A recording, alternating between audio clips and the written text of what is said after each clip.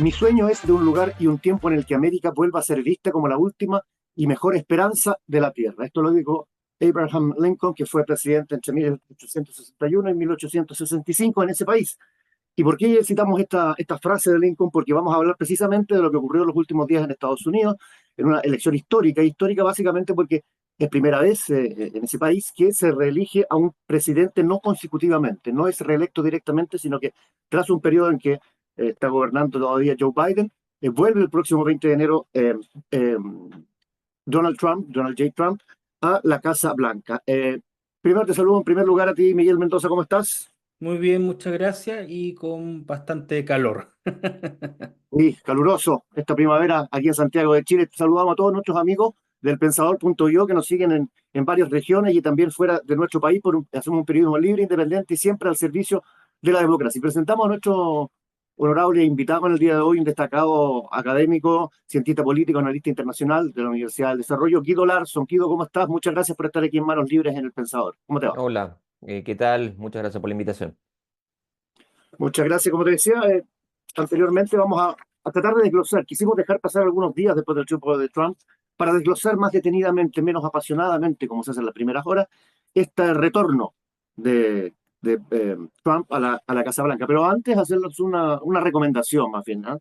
Si el tribunal les ordenó que publiquen una citación, una posición efectiva, el extravío de un cheque o un remate, simple, háganlo más rápido, más fácil y más barato en www.elpensador.io/lex. Lo repito, www.elpensador.io/lex. Más fácil, más rápido y más barato. Bueno, Guido, entremos en materia con esta histórica, yo decía, elección de Trump.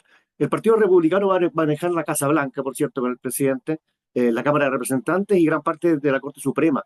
En el clima de polarización y agitación que está viviendo Estados Unidos, ¿cómo ves tú la gobernabilidad y la estabilidad política con ese poder casi absoluto que van a tener los republicanos en ese país? Sí, mira, quizá me gustaría partir diciendo, o tal vez corrigiendo, matizando una cuestión que dijiste al inicio. El presidente Trump no es el primer presidente en ser electo Ya, en dos perfecto. periodos no consecutivos. Está Grover Cleveland, que fue Sí, 22º y 24º presidente de los Estados Unidos en su momento, pero eso en el siglo XIX, historia obviamente primitiva casi. Eh, perfecto. Es evidentemente un escenario que, al menos para los demócratas, resulta problemático. Como tú bien dices, van a tener el control del Senado, muy importante porque el control del Senado es quien confirma las nominaciones de Donald Trump para conformar su gabinete. Y eso es significativo por varias razones. Primero, porque en comparación con el primer Donald Trump, el Partido Republicano en el primer Donald Trump tuvo algo que decir en la nominación del gabinete de Donald Trump. Lograba en alguna medida mantener cierto grado de influencia en algunas figuras. Si uno hace fast forward hasta el día de hoy, creo yo que Donald Trump va a tener un gabinete más hermético, más leal, más cerrado, con menor grado de influencia del Partido Republicano y además con un mandato muy claro por parte de la ciudadanía, refrendado además del Senado en la Cámara de Representantes y como bien decías tú al inicio, con una Corte Suprema que está claramente inclinada, al menos desde el punto de vista ideológico, hacia el partido. Eso significa, creo yo, tres cosas. Número uno, que el llamado periodo de luna de miel de los presidentes de los Estados Unidos probablemente se va a extender por al menos 2 años hasta las elecciones de medio término del 2027. Número dos, dado el grado de poder y de absorción que tiene el trumpismo respecto al Partido Republicano, la cantidad de oposición en el resto de los poderes del Estado también creo yo que va a ser menos significativa que en el año 2016. Y número tres, de que el efecto de shock que esto provocó sobre el Partido Demócrata está generando un par de consecuencias. Desde luego, la búsqueda del diagnóstico de por qué se llegó a una situación de este tipo. Y dos, enredar políticamente los pasos a futuro. Esto ya lo estamos observando a partir de la declaración que dio el día miércoles o jueves de Bernie Sanders, fundamentalmente culpando a la propia élite del partido de haber abandonado a la clase obrera y incentivando al mismo tiempo tal vez un efecto un tanto contradictorio, probablemente incentivando por un lado cierta radicalización dentro del propio partido, es decir, un partido que se va a mover más hacia la izquierda, y si eso ocurre, entonces va a tener la consecuencia de acelerar aún más el proceso de polarización que ha estado enfrentando la sociedad norteamericana.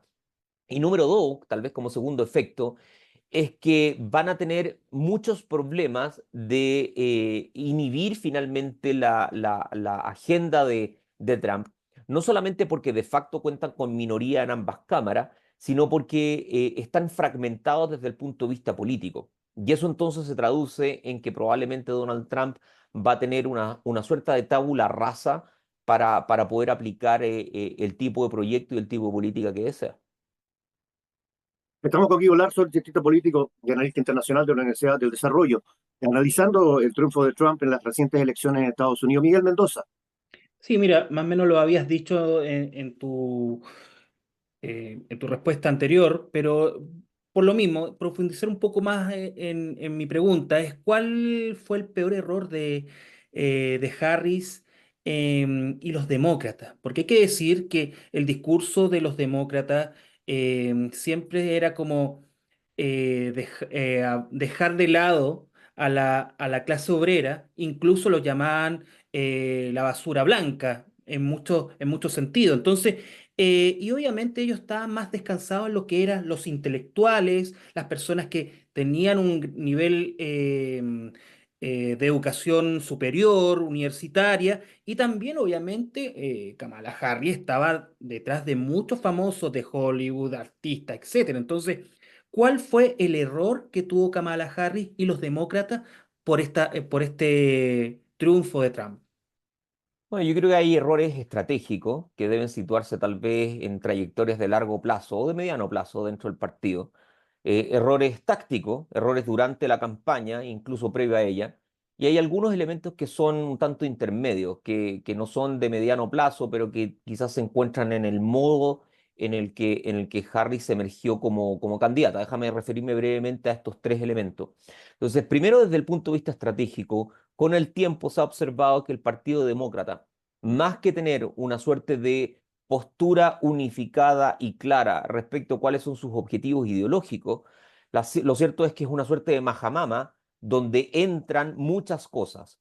Y el problema con eso es que, por un lado, evita la diferenciación respecto del otro y hace muy difícil tener cierta línea continua desde el punto de vista político. Los demócratas, con el tiempo, han sido suspicaces de ser críticos con, por ejemplo, el grupo afroamericano, porque no lo quieren alienar, pero también con el grupo LGTBQ, porque tampoco lo quieren alienar, y al mismo tiempo con la clase obrera blanca, que no la quieren alienar. Pero en torno a eso, entonces, más que dar pasos decisivos en torno a la política, son pasos muy temerosos debido precisamente al temor de no querer fragmentar al propio partido. Y eso obviamente se ha traducido en un problema en torno a la pregunta de, bueno, ¿en qué consiste el Partido Demócrata? Como lo dice Bernie Sanders, parece que no consiste realmente en un apoyo decisivo sobre la clase trabajadora, pero tampoco sobre la población afroamericana, donde Donald Trump tuvo ganancias bien significativas, ni la población latina, etcétera. Entonces creo yo que hay un problema de fondo en torno tal vez a los contenidos ideológicos del propio partido. Segundo, también en esta perspectiva un poco más estratégica, es que el Partido Demócrata, como tú bien lo dices, ha absorbido toda una serie de discursos que provienen, por un lado, de la élite del partido y del establishment del partido, creyendo que con eso amplía su base de votantes. Pero resulta que ocurre exactamente al revés. Cuando el Partido Demócrata adhiere, por ejemplo, a cosas como el lenguaje inclusivo, a cosas como la llamada agenda progresista o agenda woke, bueno, la verdad las cosas que uno debiera preguntarse, ¿es eso algo que le importa al granjero de Montana, al trabajador de Missouri, ¿no? a la persona que está trabajando 13 trabajos al día para obtener salario de forma de poder criar a sus hijos en Mississippi? Evidentemente que no. Entonces pareciera ser que hay también una especie de encapsulamiento ligado a lo que la élite del partido dice que hay que tomar como foco político. Y yo creo que eso ha sido un error absolutamente catastrófico de partida, porque no solamente esa misma población que está dirigiendo esos destinos la abandonó. Si uno revisa el segmento de gente joven entre 18 y 25 años con estudios universitarios que va a votar, tiene una reducción mayúscula en comparación con la elección del 2020. Y yo creo que también hay un error en torno a que, en último término, la población parece que le interesan cuestiones más pragmáticas, ¿no? Como la economía, etcétera. Eso quizás como un punto de inicio, tal vez desde la perspectiva estratégica. Y desde el punto de vista táctico, Bueno, acá hay un problema con el legado de Biden. Biden siempre fue muy reacio a abandonar el cargo, a pesar de que si uno va a las elecciones de medio término del 2022, ya habían muchos datos de encuestas que mostraban que la ciudadanía no estaba conforme, no solamente con su gobierno, sino con su figura, con la capacidad cognitiva, con la capacidad física que tenía el presidente. Y es cierto, después de la batalla todos son generales, etcétera, etcétera, pero era posible tomar la decisión y anunciar la decisión de no competir en estas elecciones, de formar finalmente unas primarias que le diera legitimidad al candidato que fuese elegido y que permitiese, por ejemplo, a alguien como Kamala Harris contravenir finalmente sus propias posiciones, porque otro de los problemas tácticos que hubo es que Harris nunca pudo realmente diferenciarse del gobierno del cual era parte, y eso es bastante obvio, no si era su vicepresidenta, no podía aparecer públicamente criticando al gobierno del cual era parte, y creo que eso es un error táctico. Y tal vez en tercer lugar, dentro un poco lo mismo, esta situación un tanto híbrida, tiene que ver con cómo decisiones que toma el gobierno de Biden aliena a población que Harris necesitaba. Si uno va, por ejemplo, a la población árabe, en Michigan particularmente, pero también en Pensilvania, si uno va a estos mismos jóvenes que estuvieron durante meses protestando en los campus universitarios, bueno, lo hacían por el apoyo irrestricto que estaba tomando el gobierno de Biden respecto a Israel. Y ese intento de congeniar una relación bilateral de larga data con el Estado de Israel versus no alienar finalmente a figuras más, los norteamericanos hablan de halcones, ¿no es cierto? Más tendientes, ¿no es cierto?, a tener una postura dura desde el punto de vista de la política exterior, termina resultando entonces que ese joven no es que ni siquiera se cambie a Trump, sino que decide no votar. No hay que olvidar de que Harris pierde aproximadamente 15 millones de votantes que votaron el 2020 y que ahora simplemente no se apercibieron a votar. Entonces, claro, uno enlista multiplicidad de cosas, pero acá no hay que olvidar que hay un problema de fondo que tiene que ver con la identidad de los demócratas, con los contenidos de la ideología demócrata y con la trayectoria tal vez de mediano plazo, sobre todo con vista a recomponer el partido y ser competitivo en el 2029. Estamos en manos libres en el Pensador.io por un periodismo libre, independiente y siempre al servicio de la democracia, con el analista internacional y cientista político Guido Larson, analizando lo que ocurrió hace algunos días en Estados Unidos con el triunfo y el retorno al poder de Donald J. Trump. Eso lo que hemos analizado en estos minutos es la interna de Estados Unidos, ¿verdad? Vamos un poquito a las repercusiones externas. Y puntualmente te quiero hacer la pregunta, ¿cuáles son los riesgos, digamos la parte mala, o los beneficios que podría tener un nuevo gobierno de Trump para Latinoamérica y específicamente Chile? Ya se habla de los aranceles, por ejemplo, que van a subir. Eso es una especie de, una primera afectación, digamos. Pero cuéntanos tú cuál es tu visión respecto a eso. Sí, bueno, desde luego, lo primero que hay que decir es que la elección de Donald Trump integra al sistema un elemento de imprevisibilidad y de incertidumbre. Yo creo que podemos concordar de que Donald Trump tiene una personalidad altamente volátil, de que hace entonces de que sea muy difícil proyectar cuál va a ser el comienzo, la mitad y el final de su gobierno. Piensen ustedes de que en su primer mandato hubo enorme retórica beligerante, por ejemplo, con Corea del Norte. De hecho, en ese momento, 2017, se hablaba de que era posible que se fueran a la guerra con Corea del Norte. ¿Y qué termina ocurriendo? Bueno, de que hay una cumbre en Vietnam entre el presidente de los Estados Unidos y Kim Jong-un, ¿no es cierto?, el líder de Corea del Norte. Entonces, es muy difícil anticipar la manera en cómo Donald Trump va a responder frente al escenario internacional, y obviamente eso se traduce en incertidumbre, que a su vez, ustedes lo deben saber, los mercados son extraordinariamente alérgicos a la incertidumbre y debiéramos observar volatilidad en los mercados. Ahora, yendo a la pregunta específica, efectivamente hay una política problemática que tiene que ver con la política tarifaria. Él ha dicho de que va a imponer tarifas de hasta el 60% sobre China y va a revisar todo acuerdo bilateral que tenga con todo socio comercial norteamericano para imponer tarifas que van entre el 10 y el 20% de acuerdo en fin, una heurística que al menos no ha determinado hasta ahora. Eso significa un par de cosas. Primero, de que si efectivamente los volúmenes de la tarifa, ¿no? El grado extremo sobre el cual hay que aplicar tarifa se termina aplicando, eso se va a traducir en presiones inflacionarias sobre Estados Unidos. De eso no hay duda. Una cosa que cabe mencionar, a pesar de que es bastante obvio, pero no todo el mundo lo tiene claro, es que las tarifas no la paga el país exportador. Es decir, Trump dice le voy a aplicar 60% de tarifa a China, no quiere decir que China esté pagando 60% más, ¿no? Lo que está pagando 60% más es el importador de productos chinos, que es un importador norteamericano. Entonces, por eso Claro. estoy diciendo que va a haber una traducción en presión inflacionaria. Si eso es así, entonces eso evidentemente va a incidir en las tasas que impone la Fed.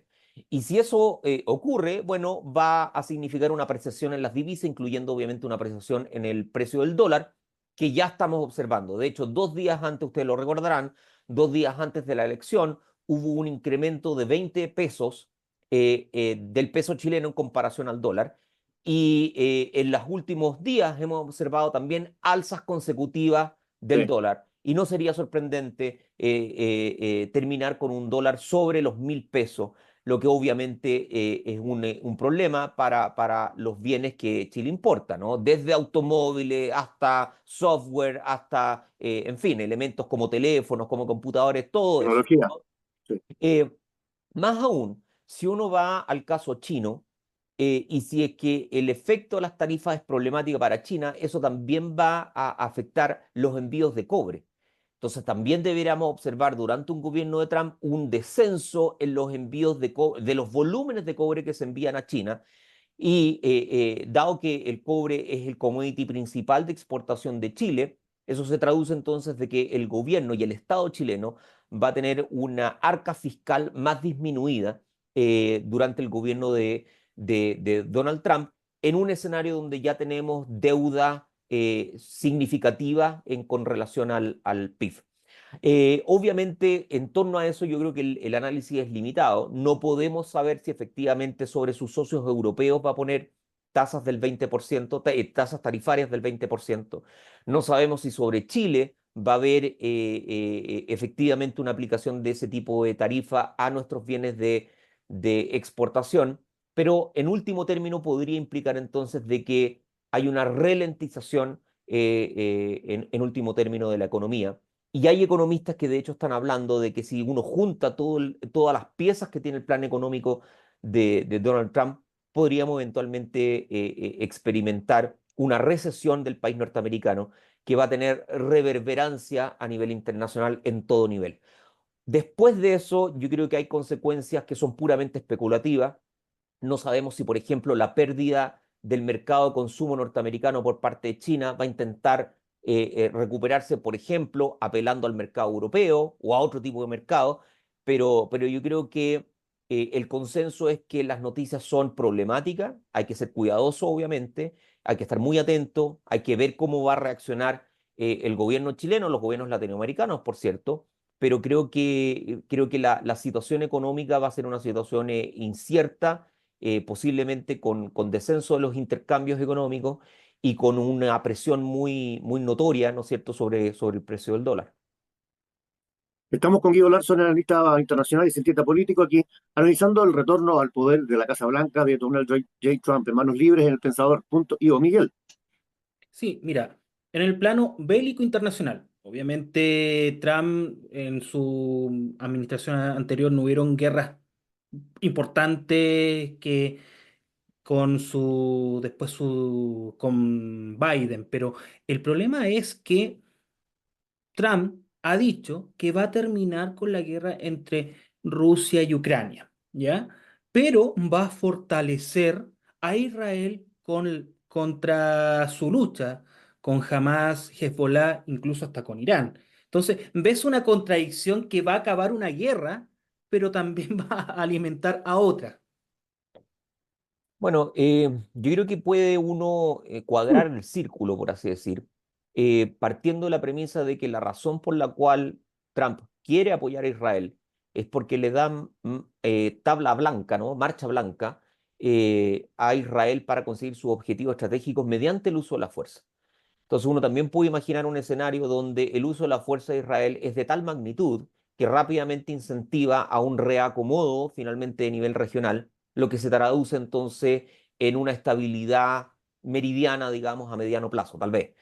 Obviamente todo está por verse. Yo creo que Trump no tiene mucho interés en participar directamente en conflictos como los de Medio Oriente. Y además de que es un sujeto que toma riesgos sin realmente evaluar de manera clara las consecuencias, porque un elemento que tú mencionaste en la pregunta es muy importante, que es Irán. Irán ha dado muestras que reacciona frente a Israel, tiene muchos incentivos de proseguir ahora su programa nuclear, tiene activado, me parece a mí, toda la serie de actores proxy que tiene difuminado, particularmente sobre Europa Occidental, y ahí evidentemente hay un problema serio, ¿no? Un problema en torno a cómo las acciones de Estados Unidos, fomentando a su vez las acciones de Israel, pueden desestabilizar finalmente la región, haciendo entonces de que la participación de Irán de manera directa se incremente. Irán ha tenido históricamente una política más bien defensiva desde el punto de vista militar, pero estas circunstancias pueden evidentemente cambiar la situación. Más aún, mi impresión es que lo que se está conflagrando en Medio Oriente puede ser un escenario análogo a lo que ya vimos el 2015. Ustedes recordarán que el 2015 hubo una crisis migratoria que afectó fundamentalmente a Europa debido a la guerra civil en Siria. Pero si estamos hablando de que estamos teniendo inestabilidad en Medio Oriente que se traduce luego en conflictos consecutivos en distintas zonas, eso también va a generar presión de esas poblaciones locales para migrar eventualmente más allá de Medio Oriente y entonces replicar un escenario parecido al del 2015 europeo, absorbiendo entonces Europa decenas de miles de migrantes que salen de Medio Oriente en un escenario, en fin, cuyas consecuencias pueden ser catastróficas. Y luego viene lo que tú decías, efectivamente el caso ucraniano, lo que ya se está discutiendo en Europa. Europa, si es que quiere mantener la posibilidad de Ucrania de rechazar el intento de anexión unilateral de la Federación Rusa, va a tener que incrementar sus apoyos, tanto financieros como militares. Probablemente no tiene apoyo de la opinión pública europea para ello, pero al menos el mensaje de Macron inmediatamente después del triunfo de Donald Trump es claro al respecto. Entonces creo yo que acá también hay dos visiones contradictorias. Donald Trump, que aparentemente quiere forzar a una negociación cuanto antes, lo que obviamente se va a traducir en que la Federación Rusa obtenga sus objetivos estratégicos, incluyendo la absorción de las zonas orientales de Ucrania, y una Europa que se va a resistir a ese intento de negociar, incrementando potencialmente sus entregas financieras y militares. Si esto va a resolver la guerra, yo no creo que esto pueda resolverse el próximo año. El próximo año creo que va a ser un año de acomodo y si bien Donald Trump siempre ha dicho de que en 24 horas o lo que sea va a poder sentar a Putin a la mesa de negociaciones, todo esto también está enfrentado a fuerzas de contradicción, entre ellos las fuerzas europeas, porque nótese además lo siguiente. Si la Federación Rusa termina absorbiendo la zona oriental de Ucrania, la pregunta es, ¿por qué detenerse en Ucrania? O sea, ¿qué ocurre con Letonia? ¿O qué ocurre con Lituania? ¿O con Estonia? ¿O con Polonia? ¿O con Moldavia? En fin, es decir, Putin no ha sido poco transparente para decir de que también ahí también tiene intereses estratégicos. Y si finalmente el miembro del Consejo de Seguridad de Naciones Unidas, la Federación Rusa, está absorbiendo partes del territorio ucraniano, que entre paréntesis va en contradicción con lo que dice la propia Carta de Naciones Unidas, estamos en trayectorias de largo plazo empezando a observar la fragmentación de lo que es el sistema internacional tal cual como se ha entendido desde 1945 en adelante. Entonces las consecuencias yo creo que eso pueden ser dramáticas y por eso hay que mirar con mucha atención lo que va a ocurrir a partir de ahí. Y respecto, mencionaste a Europa varias veces, yendo al caso puntual de Alemania, que está viviendo una crisis interna, Olaf Scholz bastante complicado y pidiendo ayuda, en un gesto no muy típico de su parte, digamos. ¿Cómo ves la relación entre Europa desde el punto de vista arancelario, económico, la relación entre Europa, específicamente Alemania y el nuevo gobierno de Trump? Bueno, el gobierno de Scholz probablemente va a caer, no sé si la próxima semana, pero al menos uno percibe de que no tiene manera de salvarse. Donald Trump ya en su primer mandato ha dicho de que un punto clave en torno a cómo evalúa finalmente sus relaciones bilaterales es en base a si sus socios bilaterales tienen superávit comercial. Alemania es uno de esos socios. Ahora, la manera en cómo él equilibra finalmente eso, o como Estados Unidos equilibra eso, es que si hay un superávit comercial a favor de uno de los socios, eso se equilibra mediante compras militares. Eso es, por ejemplo, lo que hace Arabia Saudita y lo que hace Israel, ¿no? Que tiene superávit, pero compran tal cantidad de miles de millones de dólares en insumos militares que finalmente eso equilibra la situación. En el caso de Alemania tiene evidentemente un problema, va a haber que ver quién va a reemplazar a Scholz. Alemania también está un poquito de capa caída en la propia Europa, pero no sería para nada inimaginable pensar de que si están evaluando tasas tarifarias de entre el 10 al 20%, Alemania encabece a aquellos estados europeos que van a verse afectados por política tarifaria por parte de Donald Trump. Estamos en Mano Libre en el Pensador.io, por un periodismo libre, independiente y al servicio de la democracia, con Guido Larson analizando el triunfo de Donald Trump en Estados Unidos. Miguel, la última pregunta antes de entrar a unas secciones que te vamos a meter ahí. Sí, mira, hemos hablado de varios países, pero China, Sí. el gigante asiático. ¿Qué crees que va a hacer Donald Trump con este monstruo que le está pisando los talones en la parte geopolítica y también la parte económica? Obviamente, Estados Unidos está 3, 4, 5 pasos más adelante de China, pero igual estamos viendo en la misma región. China está invirtiendo harto en Perú y en otras partes. Entonces, ¿qué piensas de eso? Porque igual es importante la relación que va a tener Xi Jinping y Trump. Sí, mira, yo creo que la relación tiene muchas partes componentes. Una de ellas, por cierto, es la relación comercial, que ya hemos conversado sobre ello. No hay ninguna duda, me parece a mí, de que vamos a empezar a observar una nueva guerra comercial intensa entre China y los Estados Unidos, donde el mecanismo predilecto de los Estados Unidos es política tarifaria sobre bienes importados de China. Después de eso, yo creo que hay varios puntos de interés. Uno está dado con la pregunta, más bien, de cómo Donald Trump va a orientar su política en torno a la principal zona de interés geopolítico, tal vez de la segunda mitad del siglo XXI, e incluso ahora, que es la zona del Indo-Pacífico. Y ahí el enlace con relación a China va a tener que ver con cómo va a abordar India. Hoy día India es una suerte de estado que tiene una relación bilateral intensa con China y tiene una relación bilateral intensa con los Estados Unidos. Y desde hace mucho tiempo, Estados Unidos está tratando de seducir a la India para que se comprometa con uno de los dos. Y ahí creo yo que nos espera tal vez un conflicto diplomático de alta envergadura, porque es dudoso de que Modi cambie, digamos, esta postura estratégica, pero creo que va a ser un vehículo con el cual va a intentar presionar a la China. En tercer lugar, está la pregunta en torno a Taiwán. Evidentemente, China tiene pretensiones de absorber a Taiwán con vistas al 2049, que es cuando se cumplen 100 años de la Revolución China, ¿no? El término de la Guerra Civil en 1949. Es dudoso de que Donald Trump defienda militarmente a Taiwán en un intento de absorción chino. Que, ojo, es muy improbable que ocurra durante este gobierno, pero si estamos hablando de un gobierno de proyección, más allá de 4 años, a pesar de que Trump no se va a poder reelegir después de su mandato, porque se lo prohíbe la Constitución, el trumpismo va a sobrevivir más allá de Donald Trump y ahí la cosa se torna más problemática. Tercero, hay que ver qué es lo que va a ocurrir en la competencia a nivel de inteligencia artificial, computación cuántica y industria de los semiconductores. Tanto China como los Estados Unidos están invirtiendo fuertemente en ese ámbito para no depender tanto de Taiwán. De hecho, el propio Joe Biden aprobó la llamada Ley Chips, que incentiva la inversión en ese tipo de industria. De hecho, se puso una industria de semiconductores en Arizona previo a la elección, que no tuvo éxito para Biden, pero esa es otra historia. Eh, y es posible de que Donald Trump trate de hacer algo al respecto para no perder la ventaja que ya tiene en comparación con China en ese respecto. Y tal vez lo último, y acá el análisis es un poquito problemático, porque ustedes saben de que Donald Trump se ha visto rodeado por Elon Musk.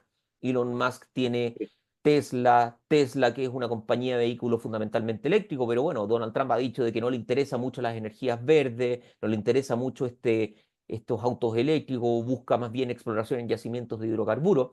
Y China, por otro lado, que tiene una industria vigorosa en torno al respecto, eh, hay que ver si va a hacer algo en torno a ese sentido, si va a querer competir de tú a tú o va a preferir más bien la negación, ¿no es cierto?, de la entrada de este tipo de productos al mercado norteamericano. Entonces, creo yo que hay demasiadas piezas por ahora para tener una visión de conjunto, tal vez, en torno a cómo hacer la relación, pero el punto de partida, por cierto, es la política tarifaria, la guerra comercial, la manera en cómo esto va a rearticular la estrategia a largo plazo de China, y por eso yo lo mencionaba en la pregunta anterior.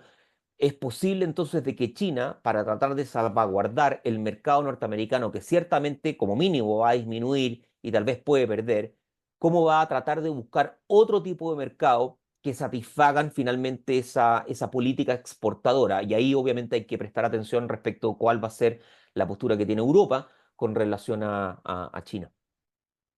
En definitiva, y como modo de resumen, tú ves en una palabra todo incierto respecto al próximo O gobierno. sea, es obvio, Uno.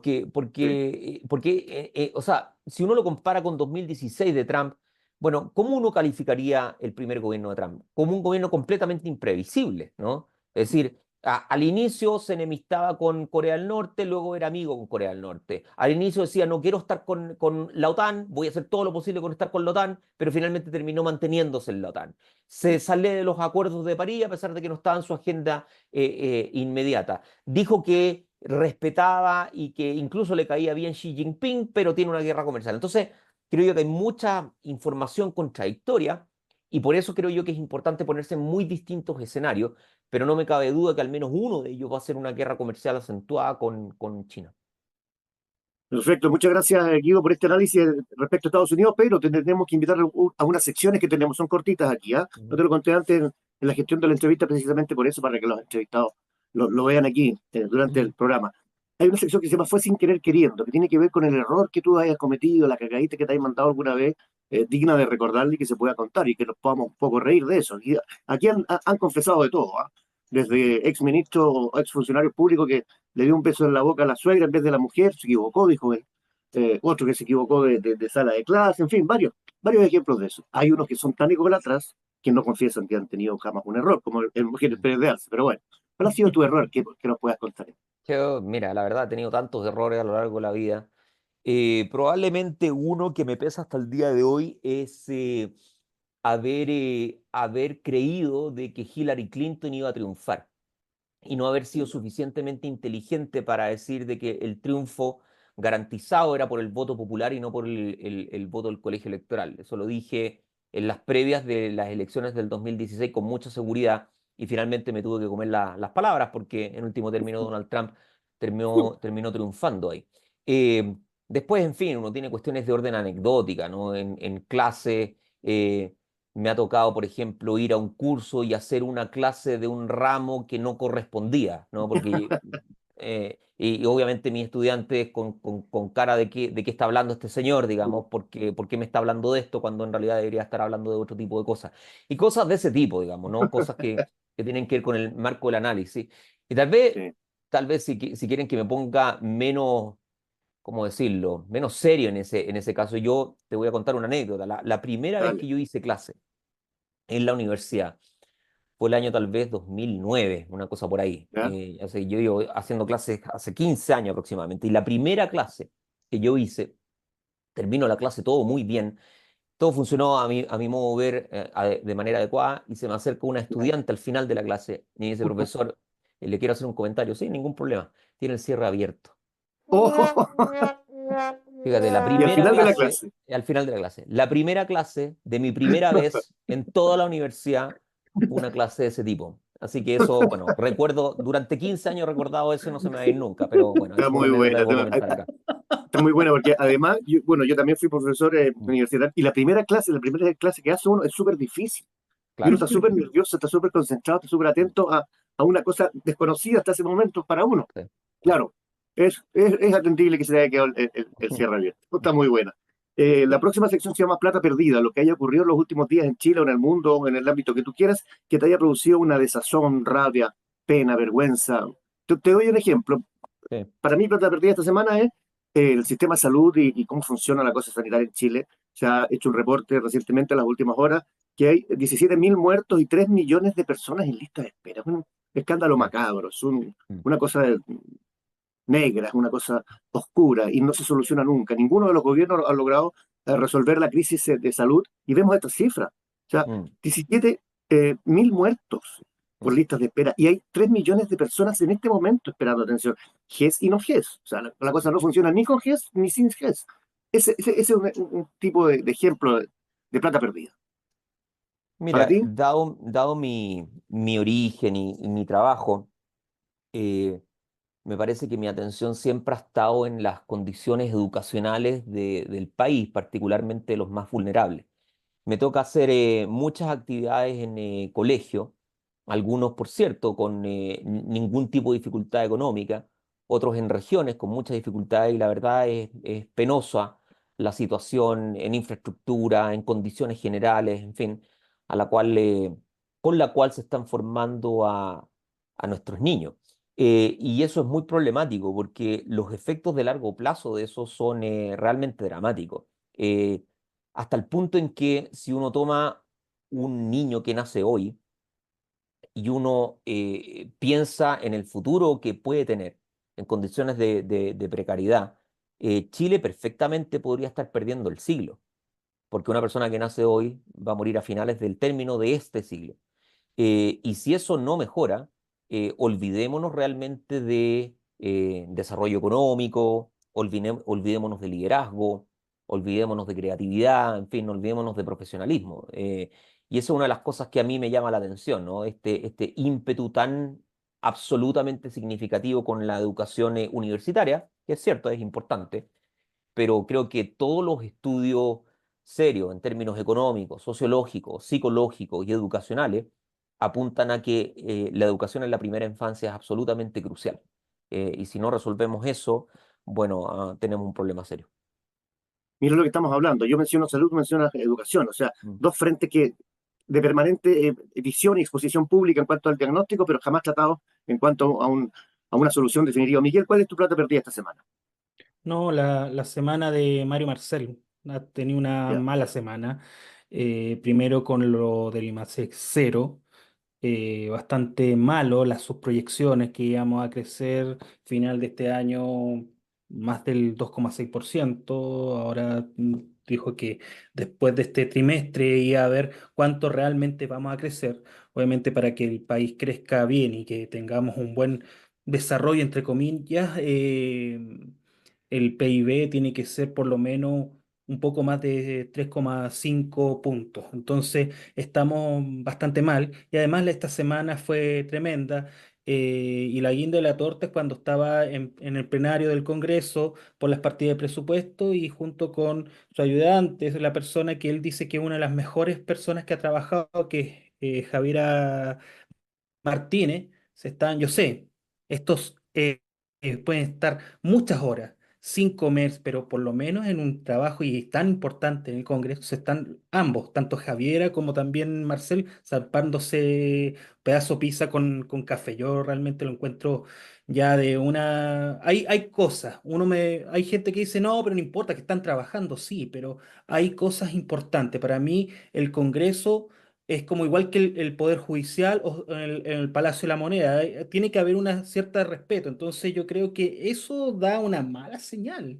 Y están justamente hablando de la partida que ha sido controversial, que fue lo que es cultura, que le subió mucho más a cultura que otros ítems. Entonces hay que tener un poco de ojo ahí. Yo creo que las señales no son buenas y aunque yo sea como muy rigurista o puritano, yo creo que eso se vio muy feo. Y Comer la por eso, pizza. Pues dice que come- incluyeron el precio de la pizza en el presupuesto 2025, si por eso no fue eso. No, lo de Hacienda también es un escándalo. Una familia que cuando Claro, está apretándose el cinturón, lo primero que hace es dejar de ir al cine, digamos. Una exacto. analogía. Pero para terminar, Guido, tenemos una sección que es positiva, se llama Te la compro, lo que te gustó, lo que te entusiasmó, lo que te emocionó, lo que te hizo feliz en los últimos días en Chile o en el mundo. Te doy un pequeño ejemplo de mí, te la compro esta semana. La maratón que se corrió hace algunos días en Viña del Mar, impecable, bonita, profesionalismo full de los deportistas, eh, sin ningún... sin ninguno de estos incidentes que se producen en otros deportes como el fútbol, en fin. Preciosa la maratón de Viña el fin de semana pasado, sin ir más lejos. Algo así positivo. Eh, Mira, lo hago porque, te lo digo porque tengo amigos al respecto, pero creo que todo el escenario de la música en Chile eh, tiene buenas noticias, no solamente el circuito, digamos, de bandas en Santiago, en Valparaíso, sobre todo también en Concepción, que le Sí, dan y que nutren obviamente la vida cultural de la ciudadanía, sino que me ha tocado presenciar muchos actos de final de año en colegio. Y ahí creo que las bandas colegiales musicales eh, creo que son positivos para toda la comunidad, ¿no? Para los padres, obviamente para los niños, que creo que es importante también darles y nutrirlos en torno a la música, y por cierto para quienes son sus espectadores. sin duda, pues la música, el arte, en definitiva, es el alma de la sociedad. Miguel, ¿tienes algo bueno que contar o nada? Es difícil, pero a Francisca Crobeto la nominaron como la mejor tiradora del año de los Juegos Olímpicos. No solamente obviamente consiguió el oro, sino está ya en la por position, que está en el altar prácticamente del Olimpo de las tiradoras a nivel mundial. Entonces, es un orgullo, no solamente que ella se ha esforzado, una persona que viene de esfuerzo y se ha sacado la cresta para llegar a lo más alto, y ahora se le reconoce como una de las mejores en el mundo. Muy bien, vamos a tratar de entrevistarla, tenerla aquí en Manos Libres. Guido Larson, analista internacional, cientista político de la Universidad del Desarrollo. Muchísimas gracias por estar aquí en Manos Libres, en el Pensador.io. Muchas gracias por tu tono académico, por tu cordialidad, además. No, Que estés gracias a muy ustedes bien por y la nos invitación, volveremos que a les vaya muy encontrar. bien. Chao, chao. Gracias. Y a todos también, a nuestros seguidores. La próxima semana nos volvemos a reencontrar aquí en Manos Libres. En el Pensador.io. Que esté muy bien, muchas gracias.